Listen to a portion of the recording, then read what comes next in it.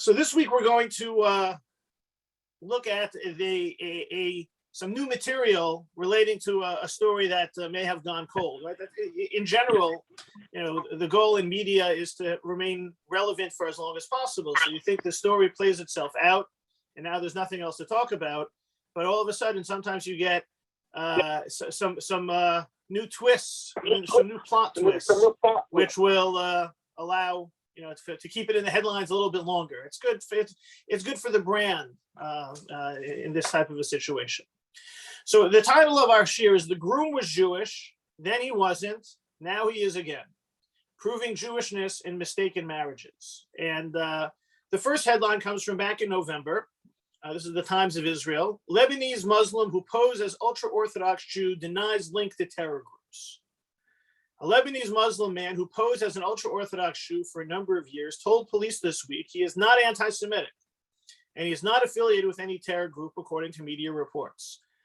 On Monday, it was reported that a Jewish newlywed woman from Brooklyn discovered 2 weeks after her Orthodox wedding that her husband, Elia Hawila, is not Jewish.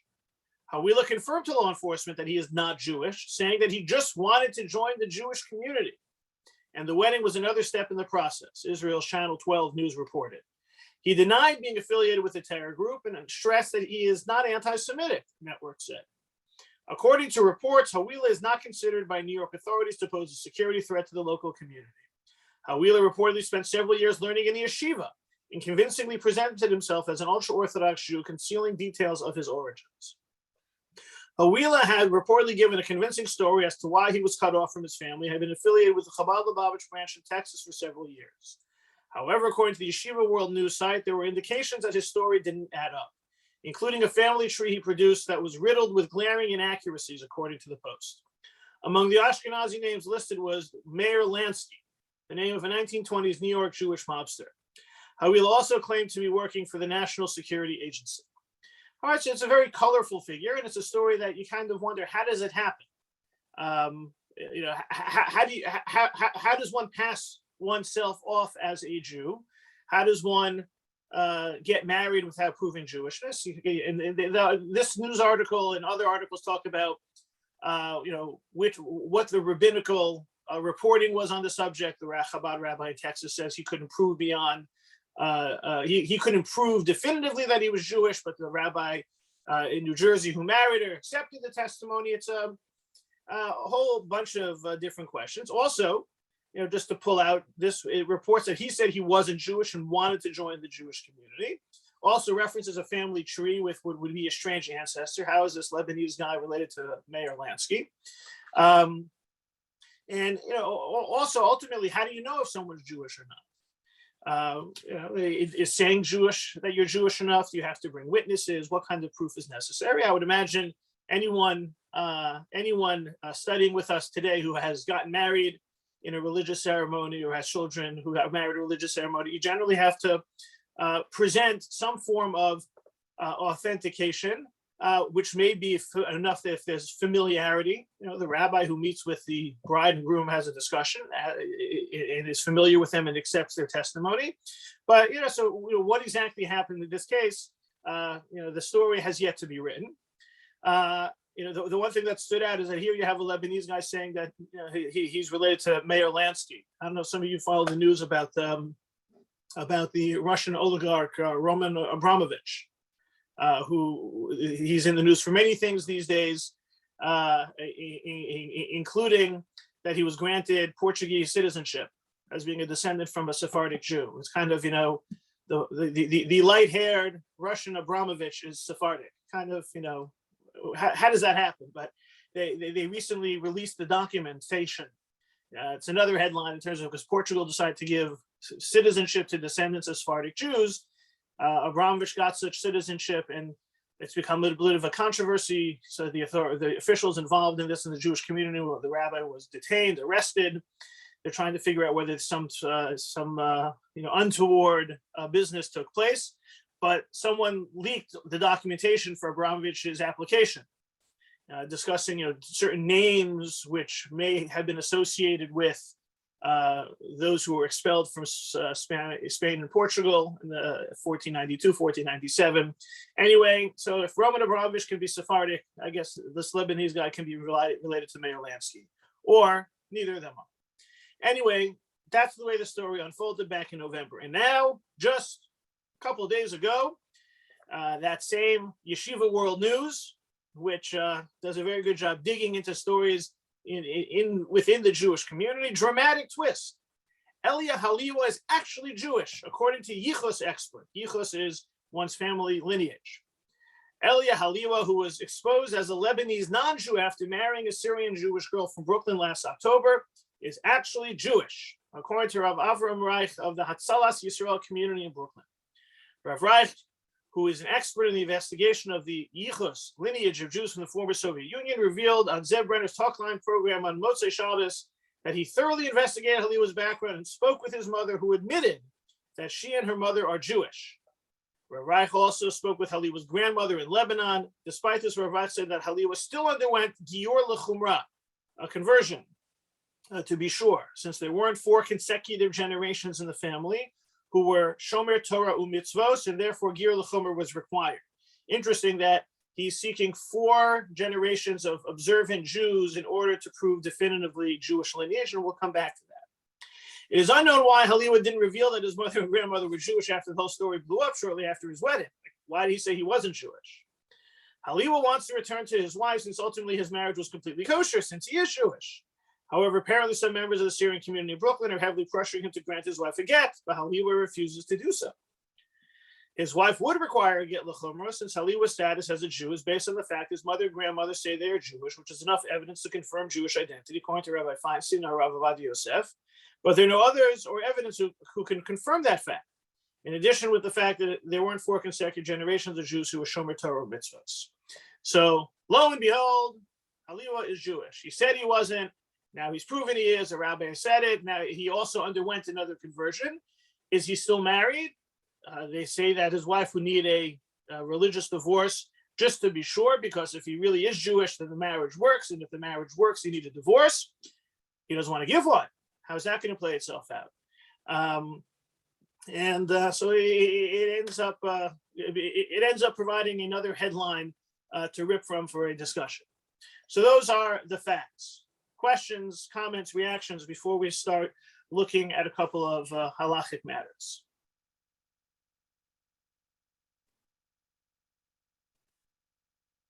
Okay, this kind of thing happens every day. You're Jewish, I'm not Jewish, I am Jewish, I'm going to be Jewish. We're married, we're not married. So we really want to look at this idea, first off, in terms of determining Jewish status, right? How do we, if I want to prove that I'm Jewish, what do I need to do to prove that I'm Jewish? And not necessarily from a bureaucratic standpoint, doing something like this for Israeli State of Israel for the law of return as an example, right? That's not necessarily halachic standards. What does Jewish law say about proving one's Jewishness? As well as, what about that marriage? Did that marriage take place under false pretenses? She thought he was Jewish. Turned out he's not Jewish. But in the end, he is Jewish, or he might be Jewish. How does that impact the original? How does that impact the marriage, the marriage's validity, and the need for a religious divorce? So, the Talmud in Yevamot, source number 1, talked about, with regard to someone who came and said, "I'm a convert." Right? Someone says, "I convert to Judaism." You don't know who they are. One might have thought that we should accept him. Maybe that's enough. So therefore, the verse states, "If a convert sojourns with you in your land, you shall not oppress him." The emphasis "with you in your land" suggests that only someone who is already presumed by you to be a valid convert should be accepted as a convert. So this statement seems to indicate if someone comes out of the blue and you don't know them or anything about them and says, "I converted," that's not necessarily enough. Right? That in and of itself is not enough. Now, well, what if a person said they're Jewish? They didn't say they're a convert. This is the Talmud source says, someone says they're a convert, that in and of itself is not enough to prove their Jewishness. The Yerushalmi, the Jerusalem Talmud in Rosh Hashanah, brings a certain situation. If 2 people come from a town where most of the inhabitants are Gentiles, like the town of Hippos, one of whom everyone knows that he is Jewish, and one whom nobody knows, except that his partner knows him. May his partner be like one from the street to testify about him. If you're saying yes, the entire testimony is confirmed by one witness, and here the entire testimony is confirmed by one witness, right? So you have two people coming from a very non-Jewish place. One of them is, no, maybe he's Schwartz, and everyone knows that he's Jewish. And the other one is named a neutral name, right? Joseph. That could be a Jewish name, whatever the neutral name is. So you don't know. So Schwartz says about Joseph that he's Jewish. And the Jerusalem Talmud is a little bit concerned because that's only one witness. And usually for religious cases, what do we need?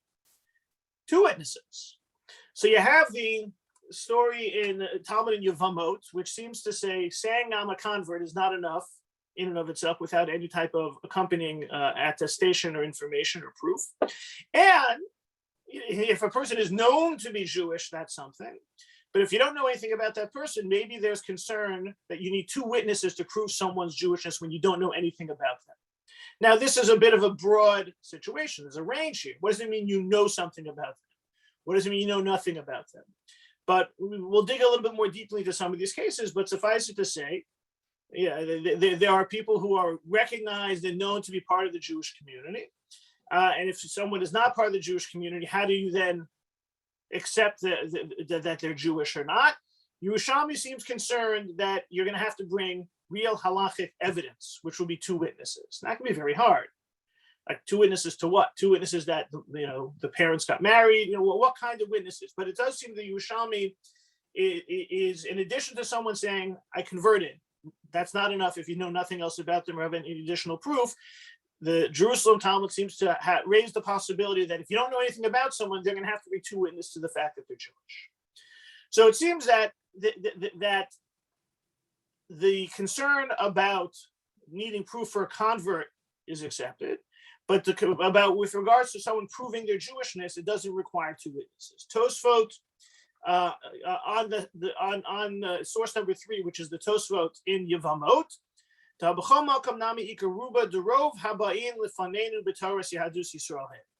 Tosfot says, look, we have an overwhelming majority that people who come to us and say I'm Jewish are going to be Jewish. That's just the reality. And on some level, this is definitely a historical situation where, generally speaking, if one wasn't Jewish, one had very little reason to say that they were Jewish. Right. For most of our history, it didn't really work out well to be identified as a Jew. You were then subject to all sorts of oppression and hatred, anti-Semitism, and all sorts of other things. So if someone someone is coming from a non-Jewish milieu and says, hey, I'm Jewish just like you are, you would imagine that they really mean it. Otherwise, why would they say it? Because they're putting themselves into a more difficult situation. One could argue that maybe that has changed, especially with what we're seeing now with Ukrainian refugees. And we've discussed this before. That once upon a time, being Jewish, was something you wanted to hide. Nowadays, being Jewish means that, as Natan Sharansky put it, you have somewhere to go because someone's definitely waiting for you on the other side.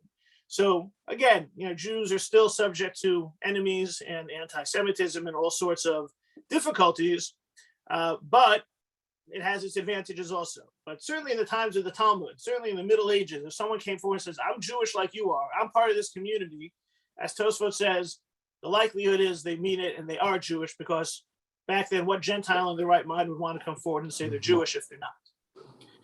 The Rambam, Maimonides, tackles the conversion issue and says, if a person comes and says that he was a Gentile, but he was converted by a court, his word is accepted. The rationale is that the mouth that forbade him is that permitted him. When does the above apply? In Eretz Yisrael, the Talmudic era. For at that time, all the people there could be assumed to be Jewish. In the diaspora, however, it must be proof of his conversion. Only afterwards may he marry a Jewess. I say this as an additional stringency adopted to protect the purity of our lineage. So the Rambam says that someone can accept the fact, someone's claim to be converted is accepted, but only in Talmudic times in Israel. Otherwise, he is more concerned that people will not necessarily can be relied upon. He's additional stringency to protect the purity of our lineage. So if the Rambam says that about conversions nowadays, because essentially what the Rambam is saying is that nowadays someone who says I converted is not believed without some additional proof. So what about someone who says I'm Jewish? Should they be believed? So there's a response of the Rambam in source number 5, and it's interesting because I'll translate that this was originally a decision that was delivered in Arabic, but the Rambam there says that if a woman says that she's Jewish, she is believed, and you don't have to find any additional proof, even in the diaspora, because where you have to require proof, that was only said about converts. But when it comes to someone who claims that they're Jewish and born Jewish, then you can trust them that without any additional attestation. It seems that he points out saying that since the idea if a person says I wasn't Jewish, I am Jewish, and I converted to Judaism, that means that there was a rabbinical court involved, and once the person opens themselves to their Jewish status as having come from others, the Rambam feels those others have to weigh in. But if a person says that they are Jewish, they can be believed to say they are Jewish, because similar to Tosfot, why would anyone say they're Jewish if they're not, with all the disadvantages that come with it? Yes, Elliot. Yeah, question. Moshe's wife. So Moshe, remember, Moshe's wife, like all the rest of the Jews, converted at Sinai. There were no Jews then. So everybody at Sinai then becomes Jewish. That's that's how I think we have to understand things. There was no Torah before Sinai. But there was Judaism before Sinai. There was Abrahamic, matriarchal, monotheism, proto-Judaism. Okay. Which is a whole separate conversation, but we generally like to say Abraham is the first Jew, even though technically speaking, to be Jewish, at least in the terms that we like to call it, requires Torah. Now, did the patriarchs observe the commandments? There's a whole midrashic tradition, but I think that we don't necessarily have to be bothered by potential infractions of Jewish law that we see before Sinai. Good. Rabbi, another question, please. Yeah. If a person is clearly Jewish and clearly anti-Semitic, is he still considered a Jew? So first off, what does it mean you're clearly Jewish? Are you talking about the nose? Are you talking about the menu? His parents are Jewish. Okay. His grandparents are Jewish. I'm joking. So look, I would say that the definition of a Jew is someone whose mother is Jewish or who converted properly. That's a Jew, right? That's the definition for Jewish status. Jewish behavior is something different, right? You could talk about Jewish observance. Some people are ritually observant, some people are not. That doesn't change their Jewish status. We actually gave the Hashkama Shir on Shabbos. We talked about a situation about, we know that if the baby's 8th day is on Shabbos, we do a bris. So a scenario was raised, let's say you have two parents, both father and mother have converted out of Judaism and accepted another religion. So would you violate Shabbos to circumcise their child on the 8th day? And some authorities say, no, they're so far removed from Judaism that that child should not be circumcised on that day because they are sliding away from Judaism. You have another view, which is, no, the child is Jewish. You do the circumcision on the 8th day, no matter what, even if it's on Shabbos, that's the law. So sometimes a Jew's behavior moves them outside of the realm of fully connected to the Jewish community. Maimonides talks about the idea that it's also sometimes one's ethics or moral behavior, right? The definition of a Jew, the Talmud mentions this, and the Rambam quotes this idea as Jewish law, that the telltale signs of Judaism are those who are Rachmanim, Baishanim, and Gomlei Chasadim, merciful, humble, and kind. And if people don't display these characteristics, you can question their Jewishness. So, again, using terms like, an anti-Semitic Jew, especially the way I think terms like that get cheapened by the fact they get thrown around that way all the time. Unfortunately, the same way that Nazi gets thrown away all the time. It's hard to define, but, a Jew is a Jew is a Jew. If they're not living or acting like Jews, they're certainly their connection is fraying. On some level, it could be questioned or maybe even cut somewhat, but a Jew is a Jew is a Jew. There aren't enough of us out there that we want to start, cutting ties or blowing up bridges. So this is the Talmud. These are some of the early authorities. What practically happened? So the Aruch HaShulchan is Rabbi Yechiel Michal Epstein, the rabbi of Navarda in the turn of the 20th century. And he says, look, if there's a family, if someone comes and says they're Jewish and you see their family and their family is Jewish, Ein Tzarich Klal Raya, this is source number 6, you don't need additional proof. Right? Who do you need proof from? Rak Leish Boded. You have a single person who comes from far away and you don't know his family. Right? You have a stranger who just claims to be Jewish and no one knows anything about them. Then you're going to want to look for some type of proof. Right? Then we would want some type of indication. And you should know, he says, it's the middle of the third line, that all families can be trusted. All families who claim Jewishness can be trusted. Right? This is to prove that they're Jewish, that they come from a Jewish background.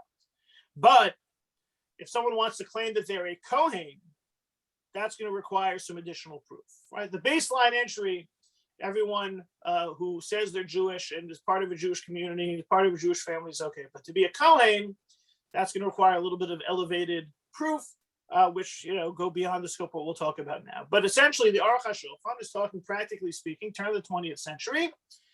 You're from the Jewish community, you're from a Jewish family, you're Jewish. That's what it takes. Rabbi Moshe Feinstein, carried forward the conversation into the middle and late 20th century, right? In a time when there was much more assimilation, much more dispersion of Jews who weren't necessarily living within, small shtetls or even Jewish communities anymore, right? Even when you talk about non-observant Jewry in Eastern Europe, they were still very much drawn to the community. The community was very much a part of who they were. You didn't have this full assimilation that you begin to see in America, in general, and certainly, over the last, 50, 60 years. So Rabbi Moshe Feinstein is describing, the reality, that we're more familiar with, the American modern reality, and not just the modern Eastern European, turn of the 20th century reality, where the Aruch HaShulchan said people are connected to the community, right? So what happens if you have a situation that you don't have a proof over whether the wife's mother was Jewish, other than the mother told the daughter that she's Jewish, right? All you have is kind of an oral tradition. So he says that, based on the Tosfot, that's source number 3 that we saw, and other sources, right, that a person says, I'm Jewish, they're believed, because most people who come before us to say they're Jewish are Jewish, because why would they lie? He says that it doesn't require any type of observance, right? You might think that a person who claims they're Jewish has to bring with them some level of observance. No, this doesn't have any level of observance. It's the third line in source number 7.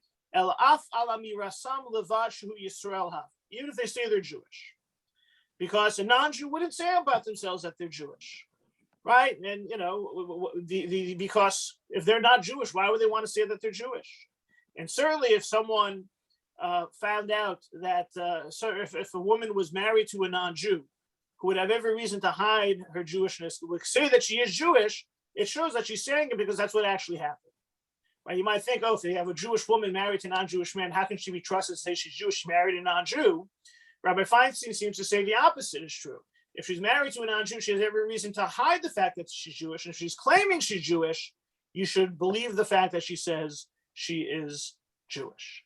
And so, it seems that we continue this trend that more in line with not the Yerushalmi and Rosh Hashanah's idea about requiring testimony for Jewishness, but we're going to accept the claims of people who say they are Jewish. When all things are equal, we are going to believe what they say. If you want to take this even to a contemporary or a situation of proving Jewishness, or even further than Rabbi Feinstein, Rabbi Vadi Yosef, right, the great Sephardic legal authority, was very involved in several communities Jewish status questions, in particular the Ethiopian Jewish community and the Russian Jewish community, the former Soviet Union Jewish community. So Rabbi Ovadia Yosef, in addressing that situation, source number 8, says that Me'ikar Hadin Ha'olim Me'Rusia U'Matzirim Shehem Yehudim, those who come from Russia and claim they are Jewish, Ne'manim Hem, they're believed. Mikol Makom Yesh Raglayim L'Davar Shatzarasam Eina Nechona Tzarich Lachkor V'Lidrosh Heitev. If you have reason to doubt them, then you have to investigate further. And so, we have this taking us into the end of the 20th century, that if people claim they're Jewish, they are believed, unless you have reason to doubt them. And this led to the situation, especially, I think the Jews from the former Soviet Union in particular, led to certain questions about how can we, especially when, there were reasons to doubt it, especially because not everyone even claimed to be Jewish. They weren't living Jewish lives, and the claiming Jewishness came with an advantage, right? All of a sudden, as opposed to it being a disadvantage, to be Jewish, now all of a sudden there's an advantage to be Jewish, like just like we're describing in Ukrainian refugees today. Back when the fall of the Iron Curtain, it was great to be able to prove to be Jewish because you had the state of Israel, which would accept all those people. And we know that the state of Israel doesn't require halachic Jewish status; it requires one Jewish grandparent. And so for example, Rabbi Feinstein would, or Rabbi Ovadia Yosef would say, if all you need to prove your Jewishness is one Jewish grandparent, then that individual who says they're Jewish, and now they're in the state of Israel, they say they're Jewish, that's not really enough, because we know that there are plenty of Jews who only have one Jewish grandparent, aren't halachically Jewish, came to the state of Israel. There is a question, and then you have to start trying to find some evidence in addition to their claim. Now, we're not talking about necessarily birth certificates and the like. There is a tradition, an oral tradition, that when Rabbi Feinstein was asked, how can we identify, how can we confirm the Jewish status of those coming from Russia?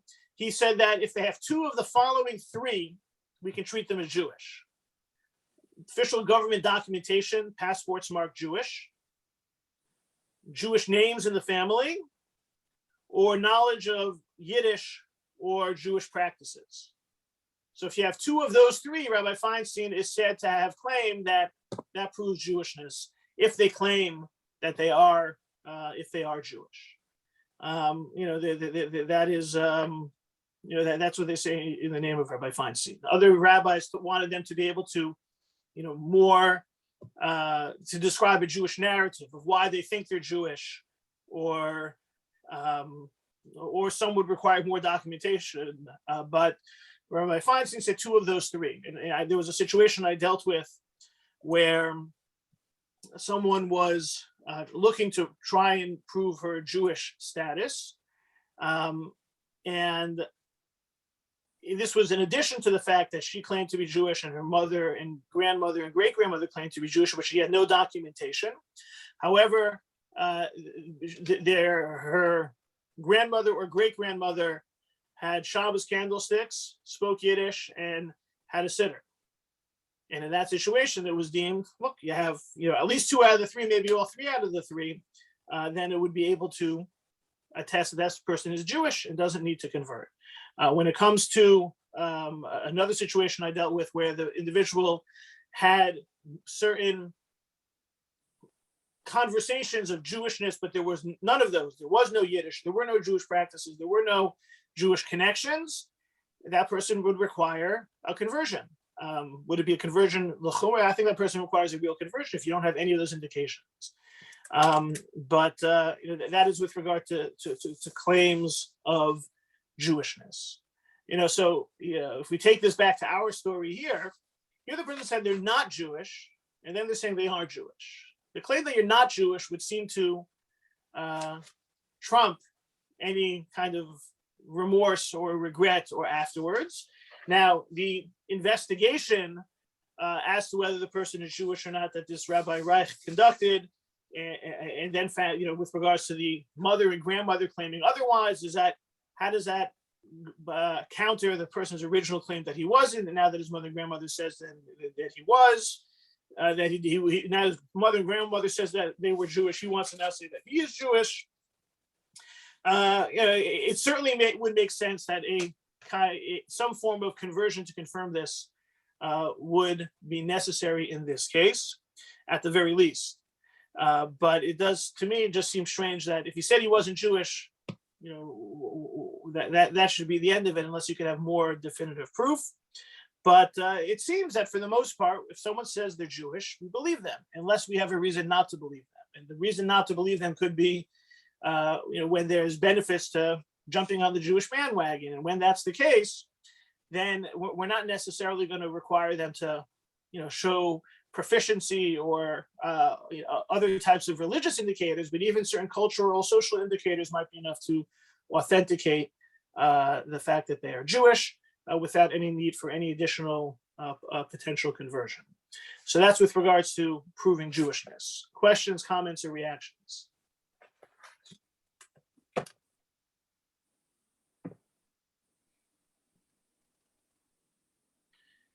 Okay. So that's with regard to proving Jewishness.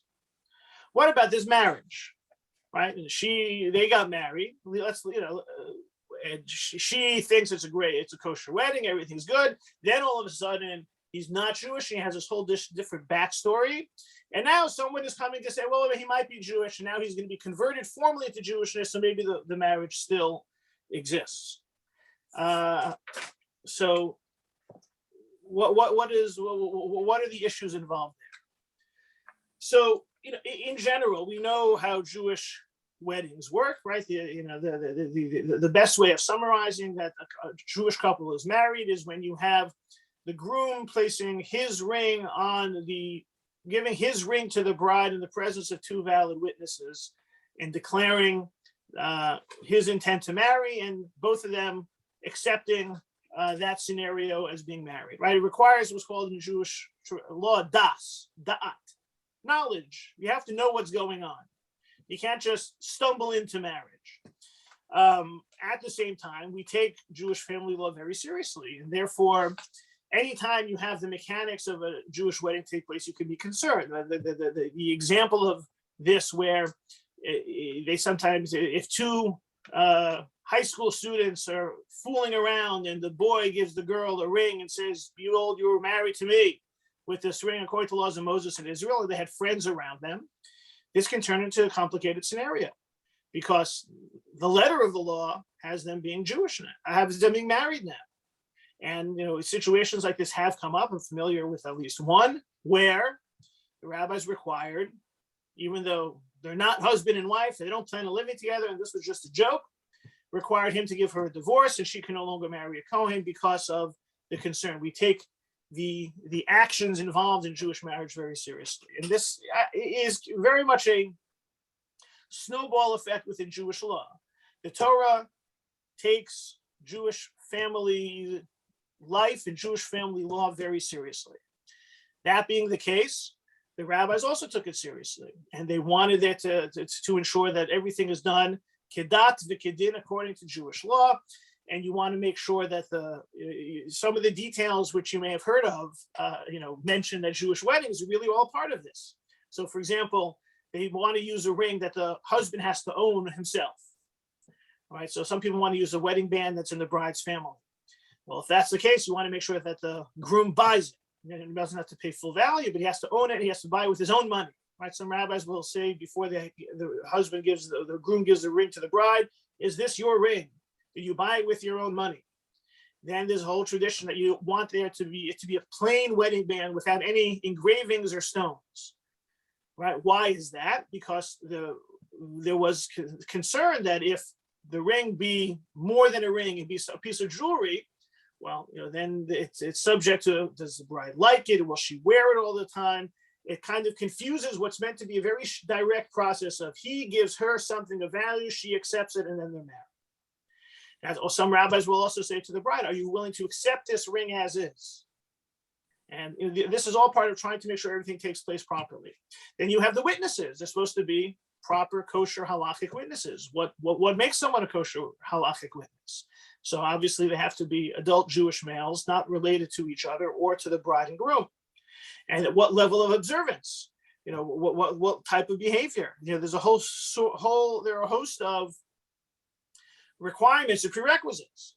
And what happens if any detail of this arrangement doesn't go according to plan? Let's say it turns out that it's the bride's second cousin's husband. Or what happens if it turns out that he didn't pay for the rent?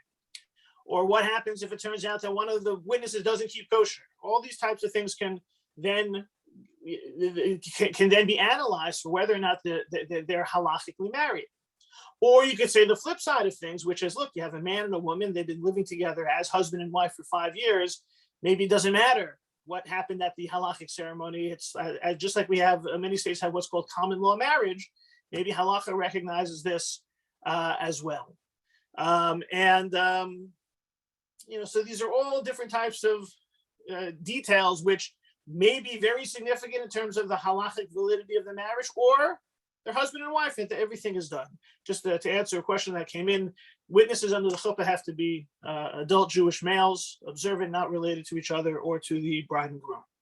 So, in a situation like we're seeing here, was this all done properly? I would imagine all the technical parts were done properly, but what was the level of commitment, right? When she's getting married, she thinks she's marrying this guy who she knows. And then after the wedding, it turns out that she doesn't know him, because there's a whole history that if he's not Jewish, then the whole thing falls apart. But what if he is Jewish? But you have this whole drama surrounding who he is, right? Did the bride in this case really marry someone who has this whole backstory? Is that important or not? And so a couple of sources relating to what happens if a person marries under false pretenses, right? In general, if there's a transaction that takes place under false pretenses, it's not valid, right? If I say, if I'm going to buy a horse and it turns out that it's a donkey, the sale is invalid. The transaction doesn't work. So I thought I'm marrying someone. It turns out he's someone else. How does that play out? So in Kedushin, it has several situations where there was a mistake that was made. Source number 9. If one said to a woman, be betrothed to me on the condition that I am a priest, and he was found to be a Levite, or if he said a Levite is found to be a priest, I'm a resident of a small town, is found to be a resident of a large city, said a resident of a city is found to be a resident of a town, or if he said be betrothed to me on the condition that my house is close to the bathhouse, it was far, or he said far from the bathhouse was found to be close, she is not betrothed. Right? These, you might think these are not big deals. In all these cases, despite the fact that she later stated, I intend to become betrothed to him nevertheless, whether or not he fulfilled the condition, she is not betrothed. And similarly, if it is she who misled him by making the betrothal conditional upon a statement of hers that turned out to be incorrect, the betrothal will not take effect. It seems that we very much are concerned with the intent and that everyone is fully aware of what they're getting. And if a mistake is made, then the kiddushin and the betrothal and the Jewish marriage does not take effect. Another example where it would seem that where the Mishnah provides a situation where things may fall apart. So this case in Bava Kama 110b has to do with a case of yibum, levirate marriage, right? You have a man and a woman who are married. The man dies before they have any children, according to Jewish law. She has to marry the husband's brother, if there is one. Right, and then we're familiar with what's called chalitza, that they can reject this arrangement. But technically speaking, when the husband dies and there are no children, she immediately is lined up to be married to the brother. So what about the case of a woman, whose husband died childless, who happened before her late husband's brother, who was afflicted with boils to enter levirate marriage with him, should go out free to marry without being required to perform the ritual through which the Yavam frees the Yavama for levirate bonds? For she did not betroth herself to this man's deceased brother with the intention of having a levirate bond with a man afflicted with boils. Here the situation is, what happens if the brother is someone she definitely would not want to marry? And the example here is afflicted with boils, which was viewed as a terrible deficiency in those times, maybe still today. You could say maybe it's superficial, we don't get into that. But the suggestion here is that in a case where the husband's brother has a tremendous deficiency, then she would never have married the husband she would never have set herself up in a situation to have to marry this brother that they're suggesting that you don't even have the whole situation falls apart. You don't even have to have a rejection of the levirate yibum proposal, because she would never have put herself in a situation that she have to marry someone that she would find unpalatable in the first place. So we're seeing that there exists in the halachic literature a couple of situations. One, where you're not getting what you think you're getting, even if it's a small detail that you might be willing to live with. The rabbis are concerned you don't have the requisite intention, and therefore things fall apart and there's no marriage. As well as a situation where even with at the time of the marriage, you didn't have the fullest picture. You weren't thinking about yibum at the time, but it turns out that the husband's brother is someone you would never marry. Then if the husband dies and there's no children, we wouldn't even go down that path, because she would never, the whole institution from the get-go falls apart in the fact that she would never accept marrying this type of individual. And so this opens up a whole series of possibilities with regards to what's called in halacha kiddushay ta'ut, whether or not the kiddushin was made by mistake. And if it's made by mistake, can the whole thing fall apart? And an example of this being applied, as an example, Rabbi Tzvi Pesach Frank deals with someone. It turns out that the husband had a mental illness, and that he says, look, if it turns out not only mental illness, what happens if the husband converts out of Judaism? Right, they get married, and shortly thereafter he decides to become Christian. So Rav Tzvi Pesach Frank, source number 11, if the husband converts, right, she would never marry some guy who's going to convert out, right? And so therefore, we should say that the whole Kiddushin falls apart. And the beginning of line 3, Mizbatlu HaKiddushin Lamafresh, things should fall apart from the beginning, right? This is what we have in this situation. And therefore we should permit her to remarry. The whole situation falls apart. She doesn't even need to have a religious divorce. And so this was something that was has often been discussed, and it often comes up these days when they're trying to find a solution for a woman who is in aguna, who is chained, whose husband refused to give her a get.